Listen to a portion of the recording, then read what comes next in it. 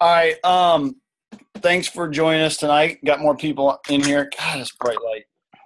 The first half of the call, I'm going to turn over to John and Alicia and let them kind of talk about some stuff dealing with customers and follow-ups and that kind of stuff.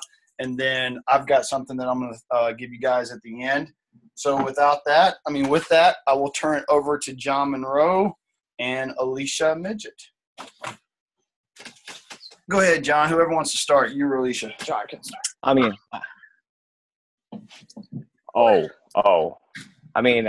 a little more hype to get me going. You know, if the opening act is supposed to pick it up, so when I was trying to group is excited. Hey, I was trying. Go ahead. Yours truly, the animal. I didn't want to get too Ruby on you. All right, guys. So what we're going to talk about today is Fortune in the follow-up. You've heard us talk about it on, I think, every single call that we've gone through. And we're going to talk about kind of different ways that we use methods to follow up and stay in contact with all our customers, new contacts, things like that, and just going on in it from there. So I'm so distracted by you. Can I change my view so I can't see anyone else there? Oh, no, it's just you guys now. I want to see me. No. All right. Anyways, very distracting. So, Fortune in the follow-up. And what we want to talk about is when you meet a new contact, a new person, you just ran into them at the market, you saw them at mommy and me class, or I don't know, wherever you find them, you get them started and you get in your conversation, you start using your forming, you start looking at what gem are they? How can I help them? What are their weaknesses? What are their strengths?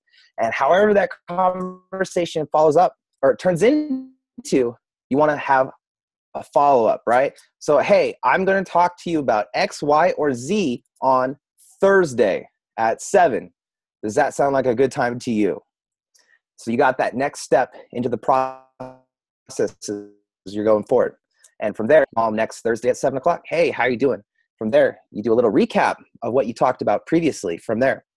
And again, you're getting to the point of how am I going to help them? Is it going to be Beachbody related? Is it not going to be Beachbody related? And from there, am I lagging? Yeah, you're cutting in and out a little bit. Or maybe it's just us. A little now, yeah. Yeah, keep going. Keep going. Okay. Sorry. I just want to make sure they can hear. So as you see the process that I'm talking about, it's going to be the same thing. It's going to look the same for every scenario that you're going to be in. Starting conversation, using form, finding out that gem, how can you help them, have a follow-up date, whether it's closing the deal, for a lack of better words, or connecting them to their next step, or connecting them with someone else that's going to benefit, that they're going to benefit from. Either way, these are 3 different follow-up points. Either next step, you're going to, hey, let's talk Thursday at 7. Or the next thing that they're going to be into, hey, it's great, I got to run, let's follow up Friday. Or, hey, I'm going to connect you with Todd. Todd's a great guy. So let's talk Friday after you talk with him so I can see if that worked out for you.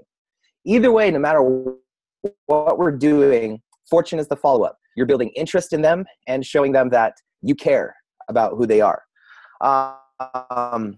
So like I said, I can play these scenarios out for everything, but what is it that we do to make sure we do follow-up? I do my best to use technology. I am so forgetful. Like Todd and I talked 30 minutes ago, and I don't even remember what we talked about, which is why I always use my iPhone to use reminders. Like I said, like the app I'm currently using right now is, where is it? See, I don't even know the app I'm using. Wunderlist. Like we've already talked about before. I showed you that on the screen, but I used Wunderlist right here to pop up what's going on in my today. I got little screenshots here with reminders. And I use this to kind of keep me in tune with everything, to follow up with everyone. But what I do after I have a conversation with someone, I put it in my phone with the reminder in it. And then I go to my trusty pen and paper, because my brain does not work unless I go physically write it down to engage. Now, this is just me. I don't know how it's going to work with you. But once I write it down, I then put it in my notes section inside my phone. So that way I go, okay, I have a call with Todd at Thursday at 7. What did we talk about last time? Because guys, you don't have to be a superhero. You don't have to remember everything in your brain because you can't. It's physically impossible. Your days are so busy. Your kids, your family, your spouses, your job, you're in school, who knows, family stuff. How do you expect to keep it all? Cheat. Put in your phone, put in a reminder, write it down on pen and paper so that you can go back and take notes just like you did or did not do in school. Then follow up with that previous customer. Go, oh yeah, hey, I heard you just went fishing with your dad. How was that? Was that a great time today?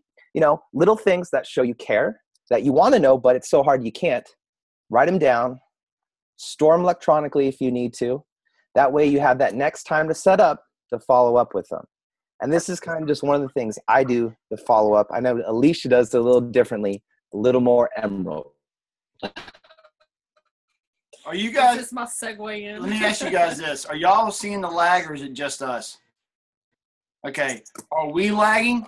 Like, am I lagging? Okay. All right, go ahead. Okay, so I am definitely a little more pen to paper than John is. I apparently don't trust electronics. I don't know why. I have a hard time figuring them out sometimes. So I like pen and paper. That is me. If I have a calendar, it's more than likely going to not be on my phone. It's going to be a paper calendar. I like to write things down. I prefer pencil because I can erase it. Don't ask me why. It's just me.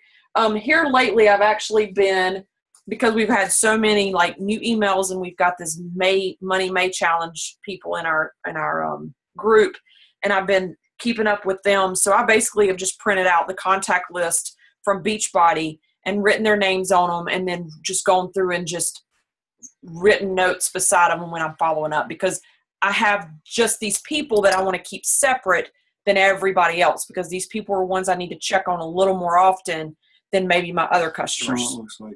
So it's just a contact list in the back office. You can print it out. Yeah, it looks like that. So years ago, someone that was with Beachbody gave us this idea, and I like it. I actually like this, and I think Lillian or Lauren or somebody had ended up outdoing me and went and got the bigger one, which I need, because I think it would be more useful. But basically, it is a simple little index card holder, just like this. This is like, what, 3x5? Is this what this is?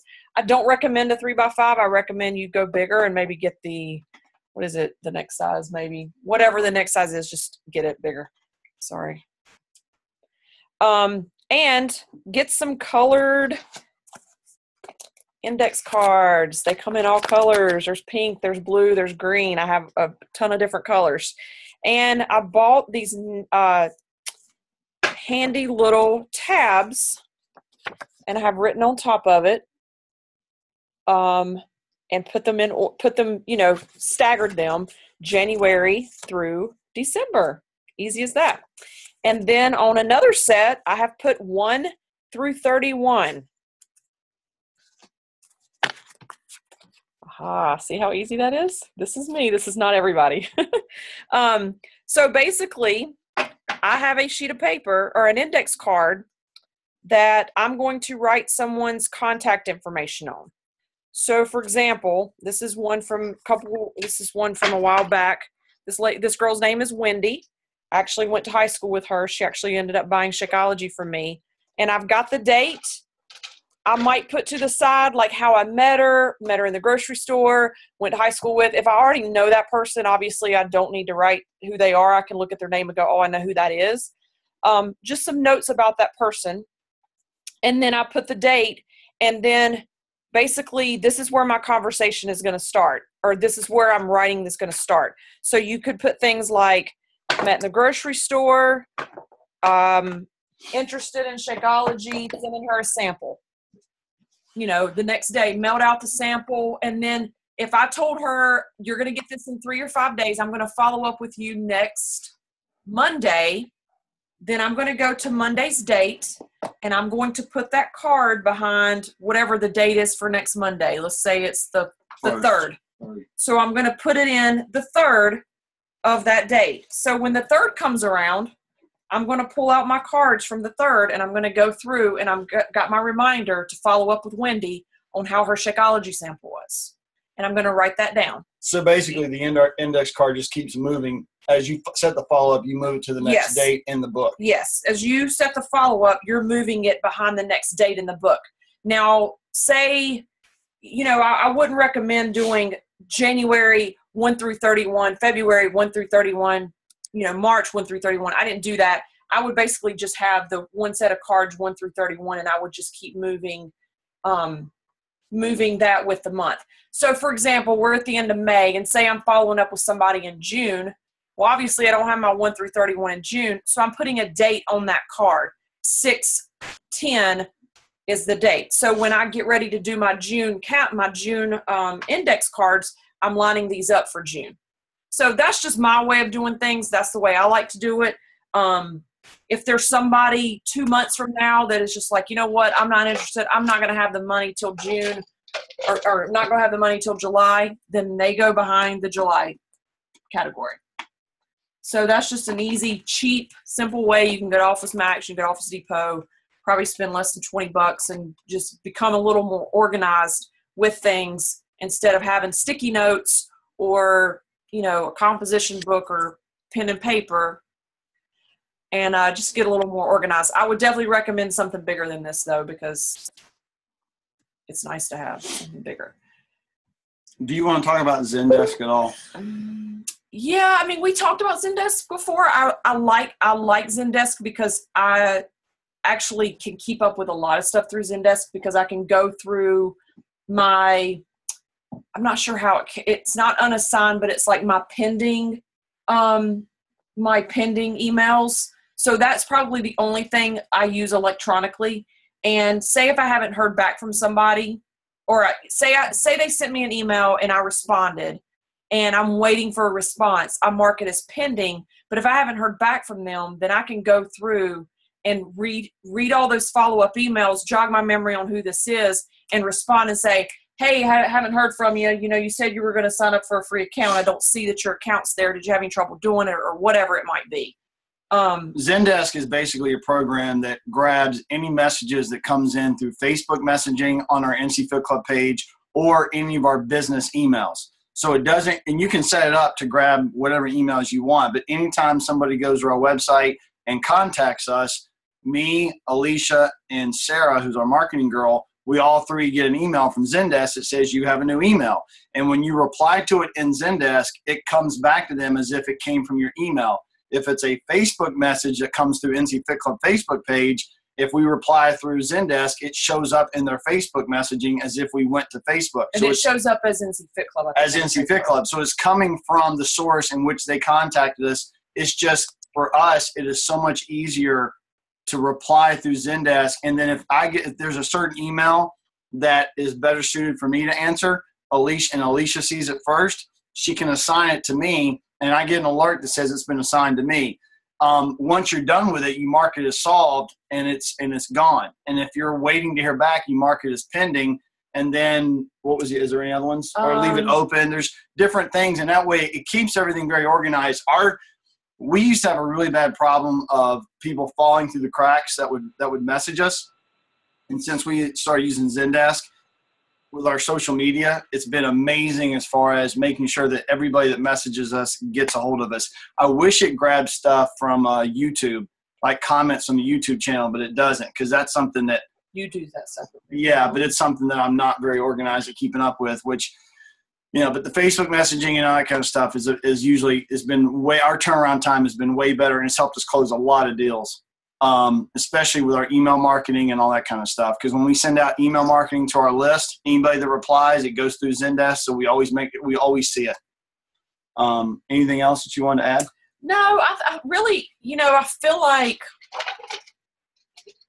I think once you get in the habit of following up with people, because Todd has known for the longest time, like and I don't think he realizes, because we have, as a husband and wife team, obviously I feel like I close deals, you close deals, but me primarily am the follow-up queen when it comes to this business. Like, and I'm not trying to like say he doesn't do that, but I feel the responsibility because I want people to know we're here. And not that my memory's better than yours, but I just know I have a little bit better organization skills with keeping up with people. And that's just the difference between us. That's one of the benefits of being a husband and wife team. Right. But I mean, I really make a point, like tomorrow, Wednesday has been my day to follow up with our May Money Challenge. Like, I will email or Facebook message each individual person and say, hey, how's it going this week? You know, just thinking about you. The month's almost coming to an end. You know, haven't seen you post in the group. What's going on? How's your nutrition? Like, I'm constantly, you know, messaging those people, and they respond back to me. The other thing that I think that having a social media following like YouTube, and we've been consistent with it, is we get a lot of messages about, hey, I've been following you guys. You know, this one girl in particular, I won't name her name because she's in one of our challenge groups. She has literally switched coaches 3 times. 3 times. And she came across our challenge and she's like, I really want to do this. And I was like, okay, so what happened with these coaches? Like, what's happening that you keep switching? Like, what's going on? Because if you're going to switch to me, I want to make sure I don't do that. I didn't tell her that. I'm just like, what's going on? Because is it the coach or is it you? You know, that kind of thing. I didn't say that, but that's what I'm trying to figure out. So her response was, you know, she wasn't getting the support.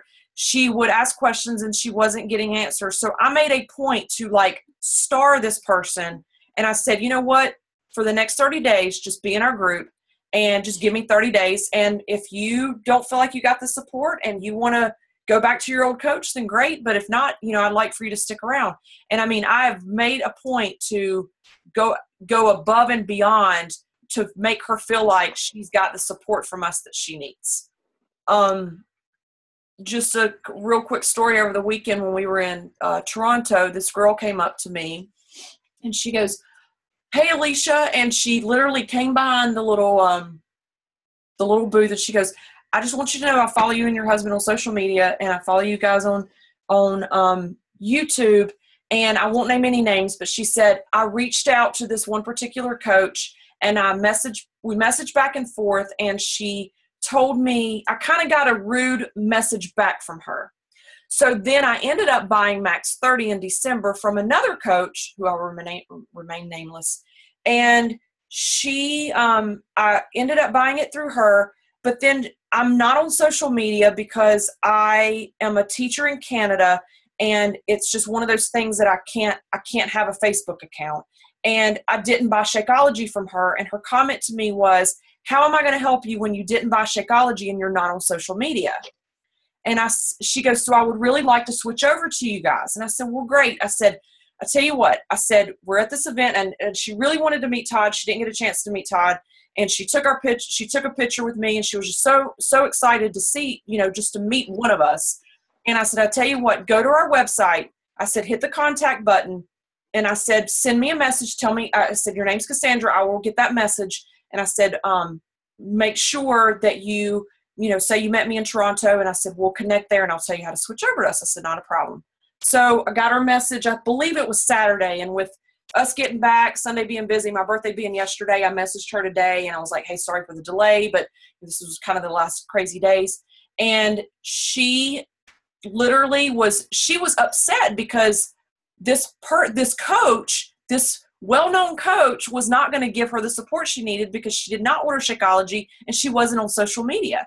So I told her, I said, I have plenty of people who aren't on social media. I'm not going to beg you to buy Shakeology from me. I have plenty of people that are not on social media. And guess what? I have email. I'm sure you have a phone number. I'll be glad to text you. How do you want me to keep you accountable? And I'll do that.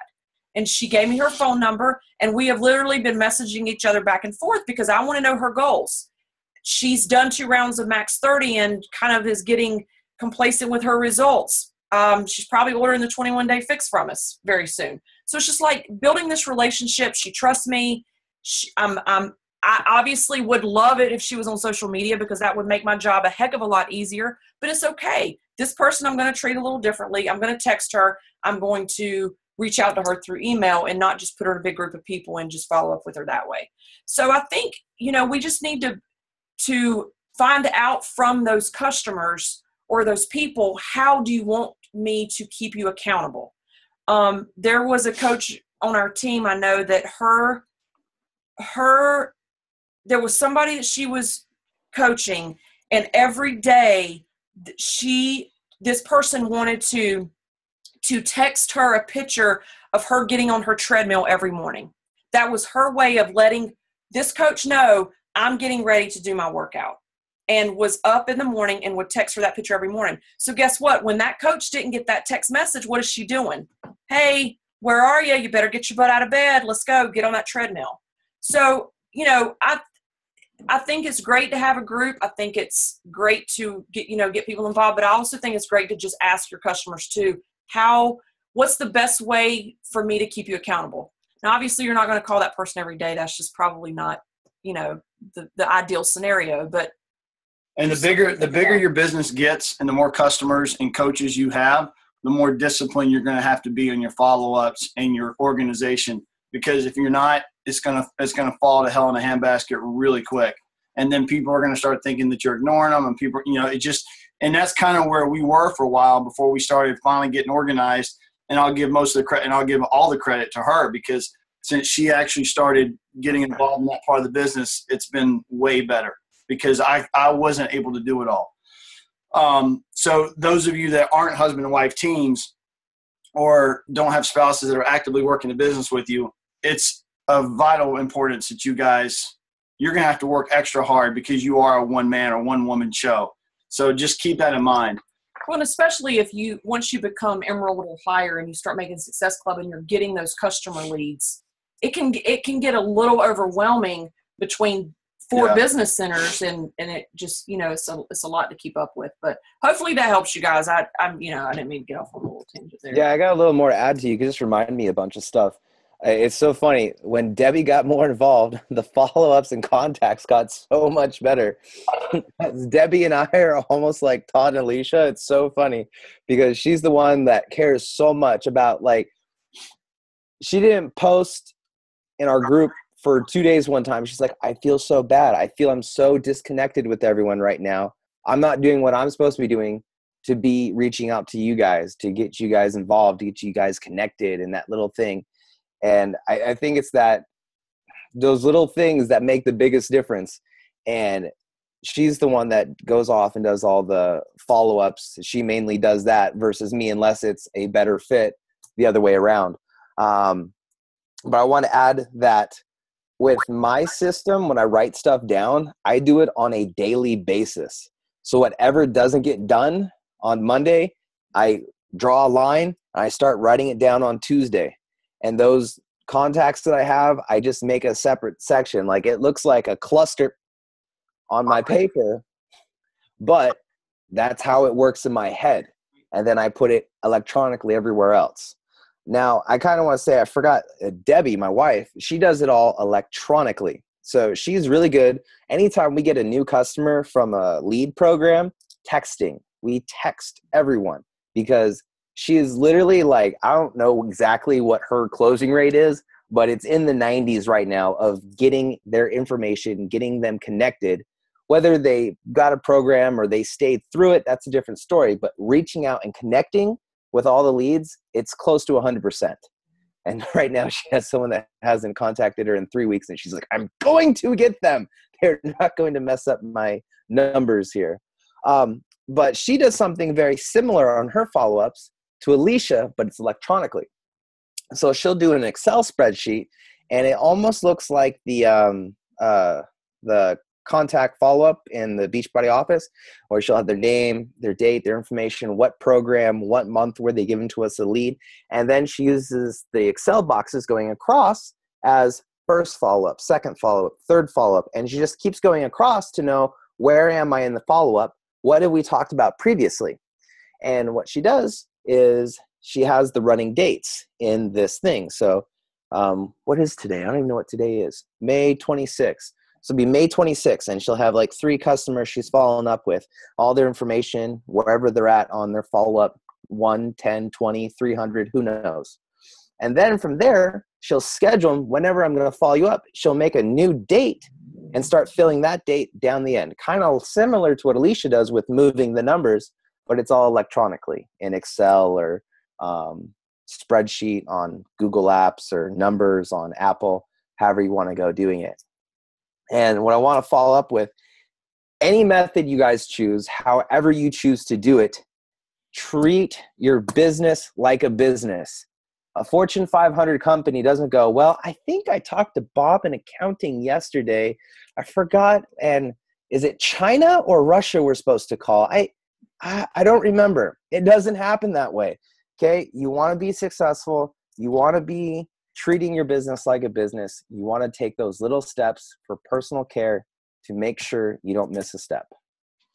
And that is a beautiful merge into transition into what I was getting ready to talk about to close this call out. So for this part, I'm going to ask you guys to grab a pen and paper and take notes, because I'm actually going to talk to you from Craig Holliday's Rhino manual that we used to use when we trained with him.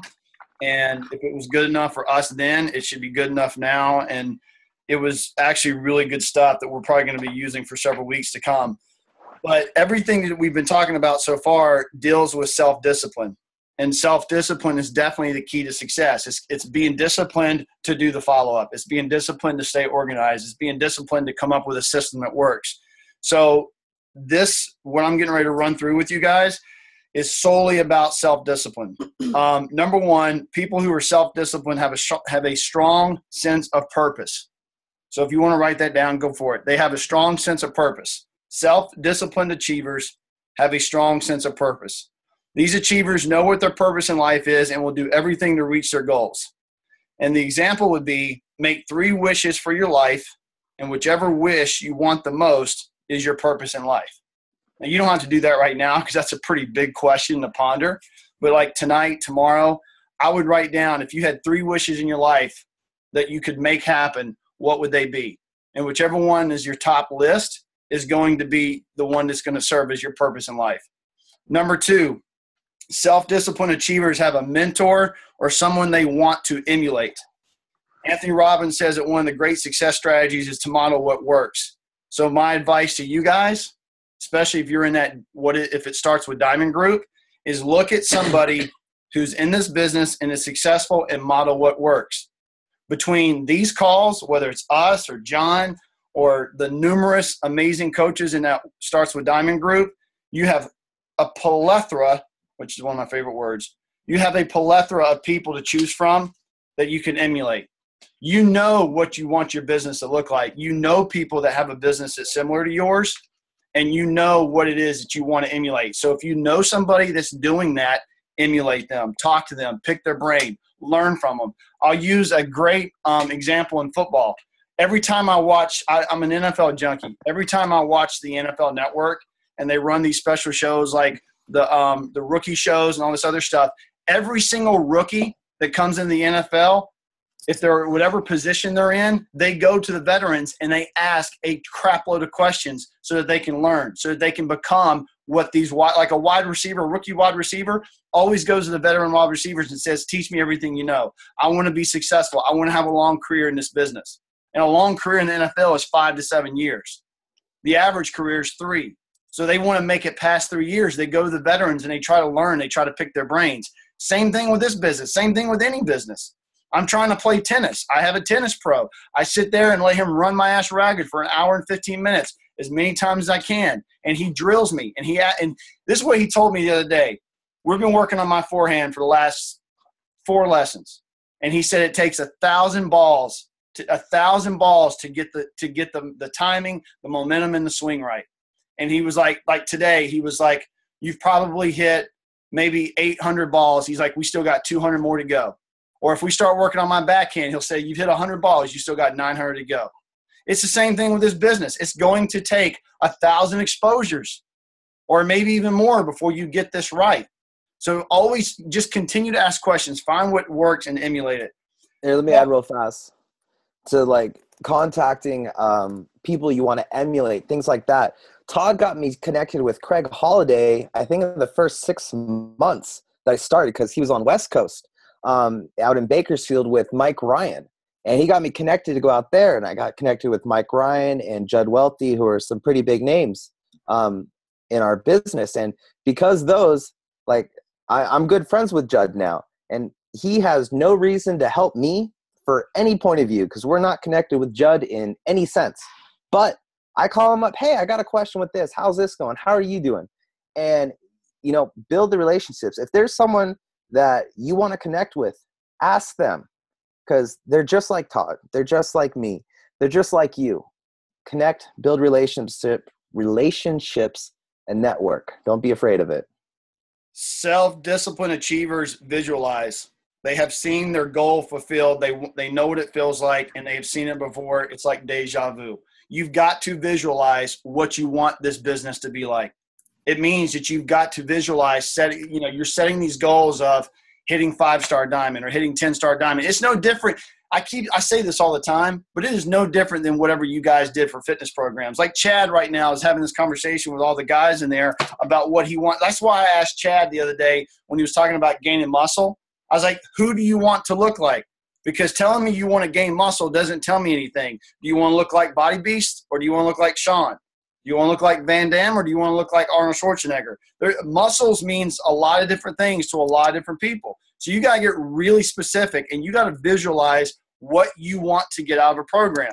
I know that when I do Asylum, I want to get lean muscle mass and get leaned out and get ripped.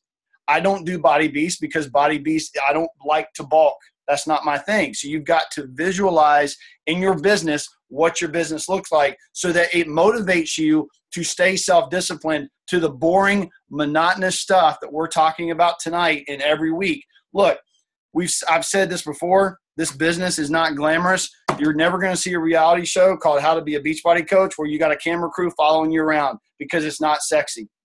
Coming up with to-do lists and organizing your follow-ups and doing these calls is not anything people are going to tune in to watch. It's just not. But it's when you're making the $2,000 to $3,000 a week. It's when you're making that 1, 2, and 3 wishes from question number 1 happen. It's when you're taking your daughter on trips to the Bahamas. It's when you're in Canada with Sean at Sean's Prevention. It's when you're cutting back on your hours and not working but 2 days a week. It's when you don't have to work at all. It's when you pay off your house or your credit card debt. That's what all this mundane, boring stuff that we're talking about leads to. A self-disciplined achiever has already visualized attaining his goal. So whatever, and that could be any goal. Like there's going to be multiple goals in this business. Number 4, self-disciplined achievers have a strong belief in themselves. I think a lot of people, especially people on this call, and I'll even say myself, a lot of people struggle with this. They know that they can achieve their goals and won't let anything stop them. You know, when Beachbody upped the goal from Success Club 5 to Success Club 10 in order to get Success Club leads, I was like, I got to be honest with you. My first reaction was, oh, crap. Like, you know, I was comfortable hitting Success Club 5 every month. And now Success Club 5 still gets you customer leads. There's nothing wrong with Success Club 5. But I love those Shakeology leads. And so now I know we had to challenge ourselves. We had to set a harder goal. Every year, Elite gets harder every year. I sit there and I look at my elite points and I'm like, I don't know if we're going to make it this year. And I say that every year, but every year we do whatever it takes. We push as hard as we can so that we can get it because there's a lot of benefits like getting the Beachbody performance supplements and getting to try them out for a week, getting the sneak peek DVDs. I mean, those are the things that help build our social media. So it's like when I'm sitting here racking my brain and getting irritated the fact that I got to work my ass off to get 4 more points this week and I get strapped down the mundane stuff. Like I told her, she was like, well, if we don't make elite this year, maybe it's okay. And I'm like, but no, I don't want to give up this. And I'm holding up the sneak peek of size. Or I don't want to give up this. And I've got the box of the Beachbody performance supplements. Those are goals of mine that make it worthwhile. They have a strong belief in themselves. They know that it's possible no matter what happens or how long it takes. And that's basically what I was just talking about. I mean, they know that it's possible no matter what happens or how long it takes. That's something that you guys are going to have to work on, especially you new coaches, is that self-belief in doing what you do. Like Chad, I bet if you asked Chad at the beginning of this month, if he'd already had hit Success Club 10 by tonight, he would have been thrilled if you'd have told him that was going to happen. And it sounds like it just did. Like Chad's starting to get it. And I remember Chad's numbers. They were dismal during the Coach Basis group. I mean, let's just call it what it was. And now look at him. He's hitting Success Club 10. And I think, if we asked him, I'm assuming, Chad, you can nod. I don't want to speak for you, but I'm assuming it's because you didn't give up and you continue to do the mundane exposures and follow-ups and stuff like that. Number 5, self-achievers have patience. As a Ruby, patience is the thing I have the least amount of. I have zero patience. I want it now. I want it yesterday. I don't like waiting for it. I can't stand the patience part of it. They know that they must keep going after their goal. They know that they know all people can walk 1,000 miles and it merely takes one step at a time. You cannot do it if you were sitting down or turning around. So like the coaches that get discouraged and give up because they don't get Success Club or they don't do this or they don't do that or things aren't working. Like there's diamond coaches on this team whose businesses have been flat for years. And they sit there and they'll say, well, I'll give it till the end of this year. And if it doesn't change, I'm going to quit. I feel like telling them you better go ahead and quit because it's not about it changing. It's about you changing. If you don't change by the end of this year, it's not going to change. Sean said this, or actually I think Craig said this. If you look at your life and where it is right now, and you look at the last 3 to 5 years, everything you've done for the last 3 to 5 years is what got you to where you are right now. Oh, Danny Johnson said? Yeah, Danny Johnson did say it. It's Danny Johnson that said it. So, like, you could apply it to your fitness. Like, shit, I can apply it to the last week of my life. I go on the tennis court today, and I felt bloated and fat as hell. After I just told Sean on Saturday, I'm like, damn, I feel lean and look good. Today I felt fat. Reason why is because the last 24 hours I ate like crap. I had popcorn. I had sodium. I mean, I was bloated. It was ugly. And it's like things can change just like that. But everything where you are right now is a result of everything you've done. That is your fitness. That's your business. That's everything. So if you like where you are right now, keep doing what you've done for the last 3 years. And the one thing I'll promise you is if you keep doing the things you've done for the last 3 years, you will be in the same spot you are right now 3 years from now. So if you're in a good spot, that's great. If you're in a bad spot, bad news is it's going to get worse. That means if you're not working out and your blood pressure is high and if you gain 30 pounds, 3 years from now, you're going to have gained 30 pounds or more. You're going to be even fatter. You're going to be even more unhealthy. Same thing with your business. If you don't learn and grow and get better at this business and try to change the skill sets that you have, your business is going to look the same. But it takes patience. You've got to be patient and be willing to put in the time. Number 6, self-achievers have perseverance. They never give up. They do not believe that they have failures. They simply call them inconveniences. I love that statement. Self-achievers don't look at failures as failures. They look at them as inconveniences. Like, it's inconvenient that I had a person sign up and buy a challenge pack and then switch to another coach and I lost 2 points. I'd be sitting at 8 points right now. I can sit there and get pissed about it and look at that as a failure, or I can look at it as what it is. It's an inconvenience because now I got to replace those 2 points. Being mad about it and looking at it as a failure and getting down about it is not going to bring those 2 points back. Let's see. The next thing is they know that if they keep going in the right direction, they're going to reach their destination. A lot of the stuff is some of the stuff we've already covered. Number 7, they have a plan. They map out how they're going to get to where they're going. They do the activities that will get them there, and they will make as many calls as it takes, pay however much it costs, and say whatever needs to be said to accomplish their goals. Here's a perfect example of this. Every single month, she and I sit here and we're like, what can we do for Success Club points? Like, what can we do? We sit here and we actually have a business meeting and we say, what can our promotion be? We look at what the challenge packs are. If it's something that we can invest in, that's in our niche, that's in our market, we're like, okay, well, how can we build around this? This month it was max 30. So we're like, okay, we're going to go to all our max 30 people and we're going to offer them a kickback if they refer people to it. Then we're going to go on YouTube and we're going to do this May promotion. And then we're going to go out to all the people that subscribe to our website, to our social media, and we're going to send them an email. And guess what? It works because we had a plan and we executed it. But if I sit there and I'm like, shit, I don't have any Success Club points. I don't have a list. I don't have an index card of people that I'm following up with. I'm not building my funnel. I'm just sitting here going, crap, how's it going to happen? And just looking around. It's not going to happen without a plan. You've got to have a plan and you've got to map it out.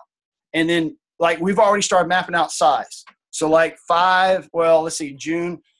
I think what we're going to do in June, and you're more than welcome to steal this because there's plenty of the pie to go around, is that starting in June, we're going to try to push the Beachbody On-Demand Challenge Pack for two reasons. Number one, it's only $10 more than Shakeology. Number two, it has Hip Hop Abs, Rockin' Body, T25, it's Turbo Fire, it's got all that stuff. But we're going to basically try to get as many people on demand so that they have more to choose from, but also we can focus on Hip Hop Abs and Rockin' Body for those people that are interested in size. So that those 4 to 6 weeks, if we start at the beginning of June, we'll have about 6 weeks before Summit. On demand is also going to have a sneak peek of size before it's released. There you go. So we're going to have these people that are going to be doing Hip Hop Abs and Rockin' Body to try to build up the momentum and excitement so that when size hits, they're already familiar with Sean. They've been kind of dancing a little bit. They can do T25. They can do whatever, and then we launch into size. Number 8, self-achievers are always learning. We kind of already hit that. They learn from their own experiences as well as other people's experiences. And we've given you numerous examples. We don't need to keep going into that. They grow in knowledge, and they hone in their skills. Again, I've already said that. I'm not going to beat you up with it. Number 9, and this is the most important thing, they love what they do. Self-achievers love what they do. There's very little distinction between work and play. Now, that doesn't mean everything about this business is something that you love. Like I said a minute ago, nobody's going to follow you on the camera crew and shoot this and be like, oh, my God, we got to put this on TV. Everybody in the world would watch it because they're not. It's the mundane stuff that's boring. But I've told our team this numerous times. Success Club trips. Ask John and Debbie. Ask Lillian and Jesse how much fun we had in Cancun. And, I bet you if you asked John and Debbie and Lillian and Jesse how much, if they look back on the previous year that got them to Cancun, and you asked them how much headaches did you have to deal with Make Success Club? How many times did you have to stress over getting points? How many times was it frustrating to try to earn the stuff in order to go to Cancun? They will probably give you a list of stories.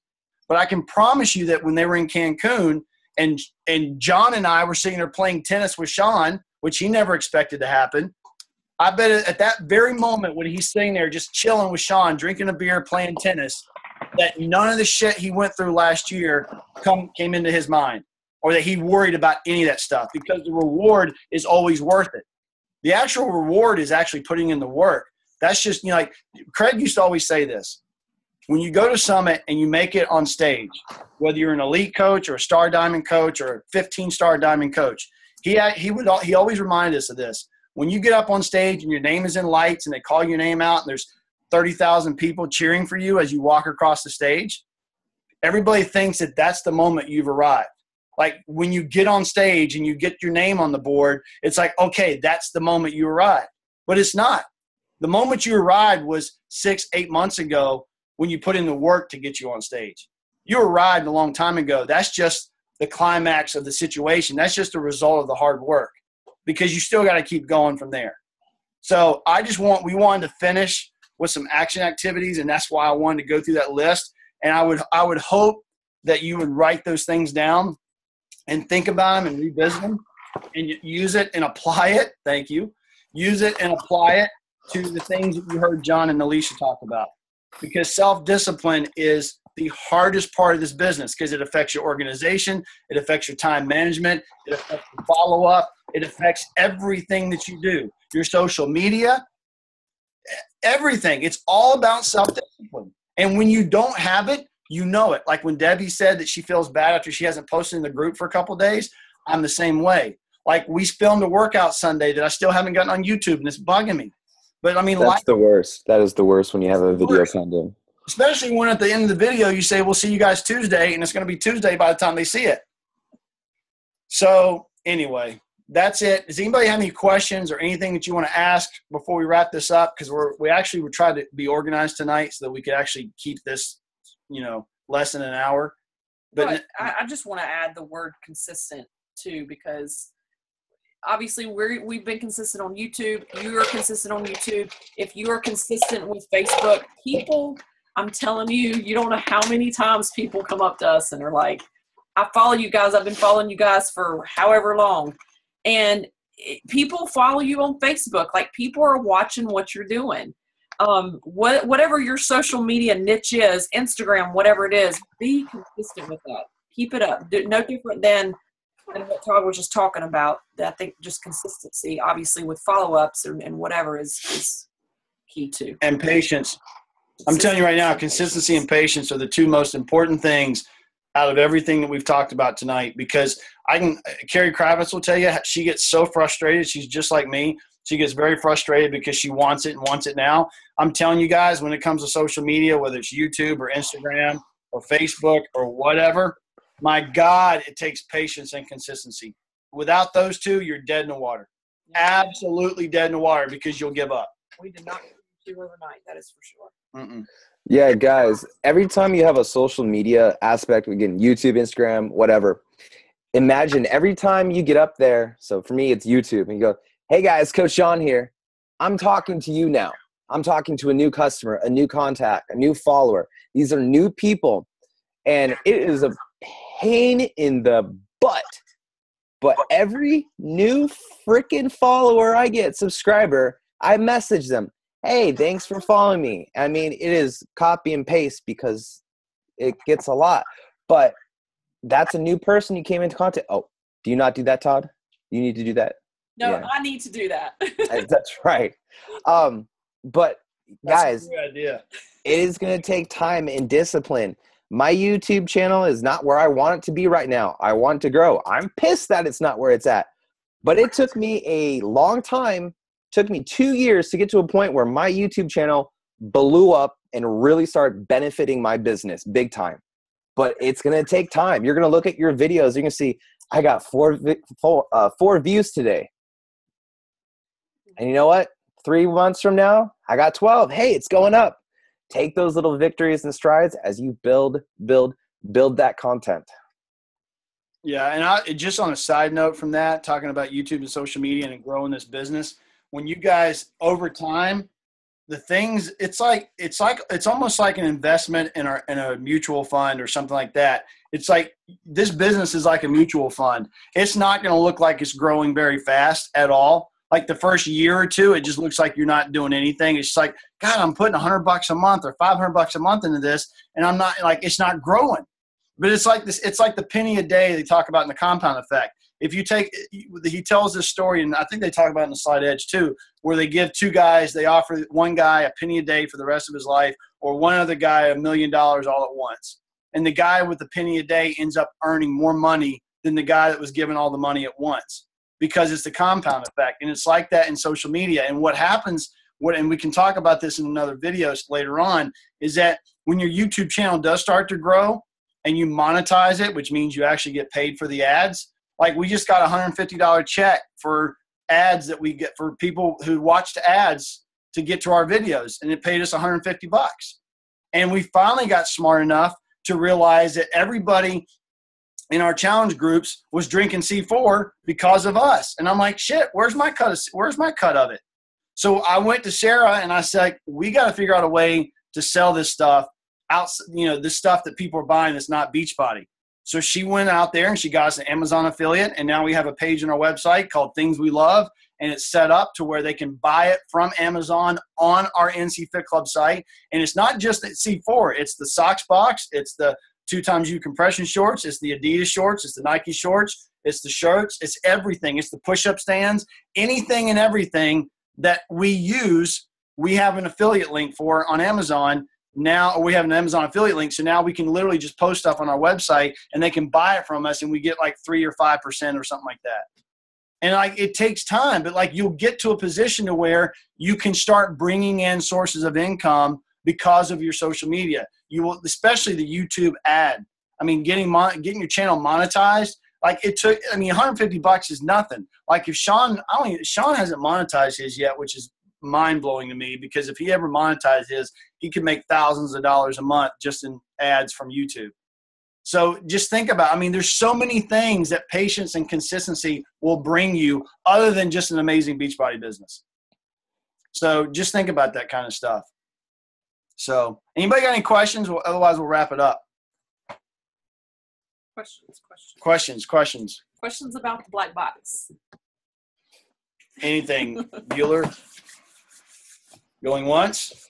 I have one quick question. What's that? Is Beachbody developing an app? Because that would be managing this business would make that so much more easy for me if there was a phone app. But there is an app that is it Ryan Chapman created. Yeah, there's an app that Ryan Chapman created called he created it. Hang on, I'll try to tell you the name of it if I still have it on here. It was one of those apps where you met somebody and you could get their contact. But John, do you have that app? No, I don't. There's something that Natalie showed me where I can just enter their email and then it sets them up to create an account with me. That one, the Beachbody Coach Connect. Yeah, which I use that all the time and it's awesome. But like the Team Beachbody to go in and check my actual like Success Club and all that. Yeah, that's it. No, Beachbody was talking about making one to help you organize customers like 2 years ago, but that never came to fruition. Yeah, Ryan Chapman has one. Ryan Chapman's got it. Name of it. I'll tag Dave Ward in a post on the NC Fit Club Coaches page, and I'll ask him what the name of Ryan's app was, because he developed an app basically for customer follow-up. It doesn't track, like, you can't log into the back office with it, Right. but it's basically another organization app that's regulated towards, or it's designed for Beachbody. Okay, thank you. Yeah.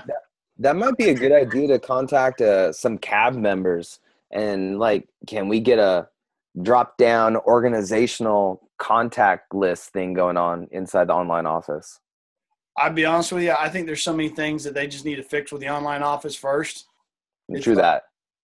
I mean, they've been talking about changing the platform of the online office forever. Yeah. And it's like, eventually it's going to hopefully happen, because it's horrible sometimes. And by the way, I just got contacted by Jemima about one of my YouTube videos, so that'll make you feel good, because I know you went through that.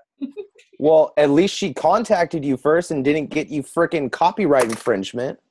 Yeah, it's stupid. Anybody else got any other questions? And here's the funny thing. It was a video that they used on their Facebook pages back. It was one of my first Asylum videos. Oh, I was about to say it was an Asylum video, wasn't it? Yeah, it was Game Time Overtime Must See. And it was the one that they used on their Facebook page. So all I got to do is say, well, you kind of use it to promote your program, so you kind of need to shut up. Because you can't sit here and tell me you take something down that you use to promote your own program. Yeah, we'll talk about that later. Yeah, that's a side note. Yeah. All right, anybody else got any other questions? Going once, going twice? Peace to the OUT, y'all. All right, deuces, everybody. See y'all later.